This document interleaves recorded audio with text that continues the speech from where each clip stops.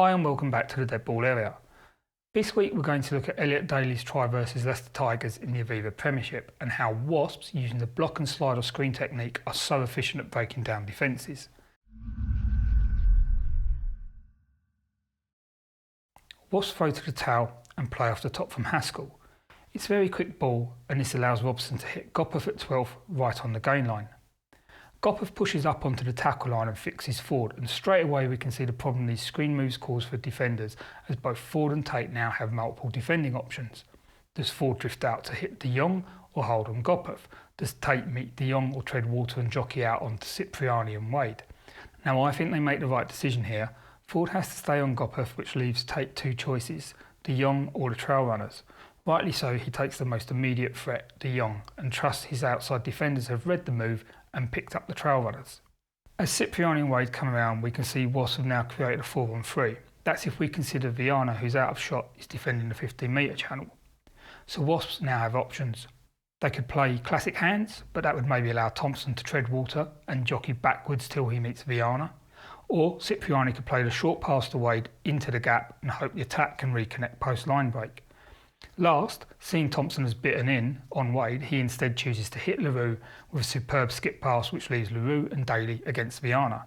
It's a great pass from Cipriani to LaRue, and with Viana putting pressure on him to try and force the error, the final defender is committed. LaRue releases Daly and it's all over bar the shouting. Now screen plays are used in two ways. The first is with players sitting deep in behind the lead runners to move the ball wide. The second is like this, up on the tackle line, looking to create and manufacture a mismatch. Throughout the game, Wasps have repeatedly asked questions of Leicester's defence using these screen plays. And if we quickly scroll back to Carr's try in the first half, we can see the screen they use in the final phase demonstrates how hard these are to defend. Wasps are set up for the next phase, and purely on numbers we can see it's 8 against 6. But worse for Tigers, this defender here now has 3 runners he could pick up. He chooses the backdoor option and Cipriani reacts to that, putting McIntyre through the gap, and Wasps transition into their support running sequence. We first see McIntyre offload to Gaskell, and then Gaskell goes on and is finally dragged down in 22. We get a recycle, and then Carr on a fantastic line from blind comes straight through the Leicester defence, scoring near the post. Fantastic piece of play. So going back to Daly's try, what could Leicester have done differently? Well, let's look at that move from the other angle. We can see that initially the Tigers get their setup pretty much spot on. They've numbered up 6-on-6 with Viana wide and Holmes in the sweeper position. Now there's actually quite a big tell in Wasps' attacking setup with the volume of players in and around the 10 channel. Gopperth has effectively taken up the 10 position and Cipriani and Wade are sitting deep almost in behind him. Now that should indicate to the defence that there's a screened play coming. With the Carr try in mind, I think Tate rightly takes the most immediate threat, which is De Jong. Which means Owen, defending at 13, needs to pick up the trail runners of Cipriani and Wade, which he kind of does. The problem is he sits down waiting for them to come to him, and this allows Cipriani and Wade to isolate him on the tackle line.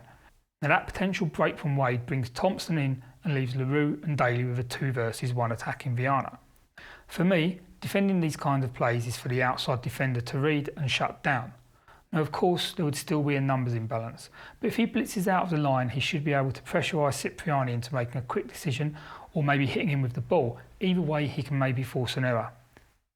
It's very easy to get sucked into thinking a screenplay is all about a guy floating in behind, but as we can see here it's about giving as many options to the ball carrier as possible, and of course you need to have a ball player who can exploit those options, but in Cipriani, Gopperth and LaRue, Wasps have 3 passers who are some of the best in the Premiership at reading defenders and executing these plays.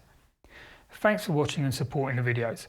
If you like this, then please thumbs up and subscribe to keep up to date with the podcast and other videos. And also thanks for the comments on the last video, some really interesting discussions there. As always, please feel free to hit me up on Twitter or Facebook. And if you have any comments or questions or just want to chat, feel free to get in touch. Thanks for watching, see you all soon.